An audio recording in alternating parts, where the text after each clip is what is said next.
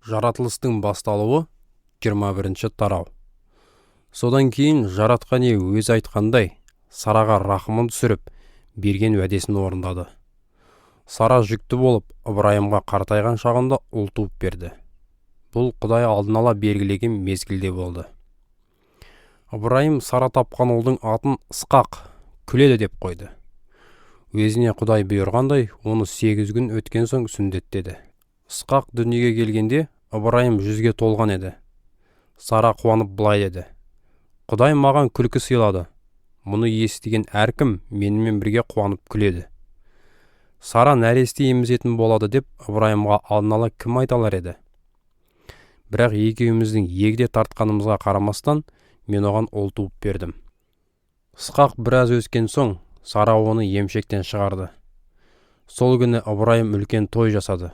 Бірде Сара мысырлық Ажардан туған Ысмағұлдың Ысқақты келекелеп, күлкі етіп жүргенін байқады. Сонда ол Ыбырайымға: мына күңді баласымен бірге қуып жібер. Күңнің ұлы менің ұлым Ысқақпен бірдей мұраға ие болмасын, деді. Бұл әңгіме өзінің ұлы туралы болғандықтан Ыбырайымға еш ұнамады. Бірақ Құдай оған: бала мен күнге бола қамықпа. Сараның айтқанының бәріне көн. Себебі сенің ұрпағың Ысқақтан тарайтын болады. Алайда күңнің ұлынан да халық таратамын. Ол да сенің ұлың ғой, деді. Келесі күні Ыбырайым таңертең ерте тұрды. Нанды және су құйылған месті алып, оларды Ажардың иығына артып берді де, баласын оның қолына тапсырып, шығарып салды. Ажар жолға шыққан соң, Бершеба маңайындағы айдалада адасып кетті. Местегі су таусылғанда, Ажар ұлын бір бұтаның көлеңкесіне жатқызды да, өзі кетіп қалды. Баласынан оқ жетер жерге барып, қарама-қарсы отырды. Өйткені ол, баланың өлгенін көруге шыдай алмаймын, деді. Осылай оған қарама-қарсы отырып алып, дауыс шығарып өксіп жылап жіберді. Құдай баланың жылап жатқан даусына құлақ асты. Оның періштесі аспаннан Ажарға дауыстап: саған не болды, Ажар? Қорықпа.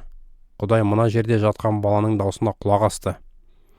Орныңнан тұр, балаңа қол ұшын беріп қамқорла. Мен одан бір үлкен халықты өрбітіп таратамын, деп тіл қатты. Содан Құдай Ажардың көзін ашып, оған сол маңдағы құдықты көрсетті.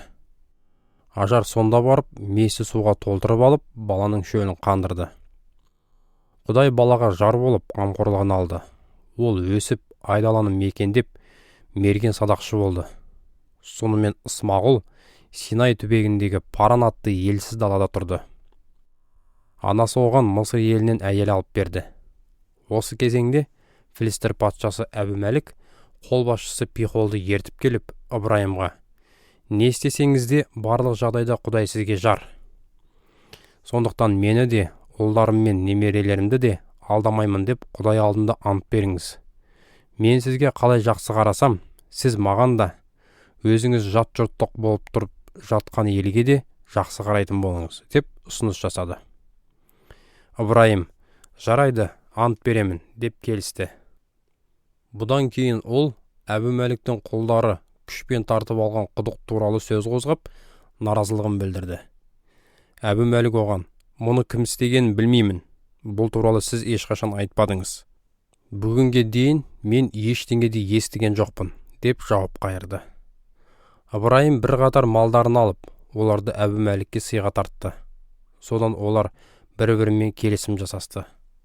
Ыбырайым тағы да 7 ұрғашы қозыны бөлектеп қойды.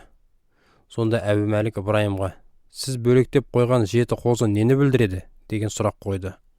Ол: 7 қозыны сіз менің қолымнан қабылдай ала көріңіз. Олар бұл құдықты өзімнің қазғандығымның айғағы болсын, деп жауап берді. Осылай бұл жер Бершеба, яғни ант құдығы деп аталды. Себебі осы екі адам сонда бір-біріне ант беріскен еді. Бершебада келісім жасалып біткен соң, Әбу-Мәлік пен оның қолбасшысы Пихол Филистер еліне қайтып кетті.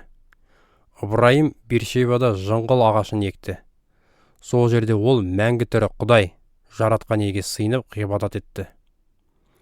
Бұдан кейін Ыбырайым Филистерлердің мекендеген жерінде ұзақ уақыт бойы жат жұрттық ретінде көшіп қонып жүрді.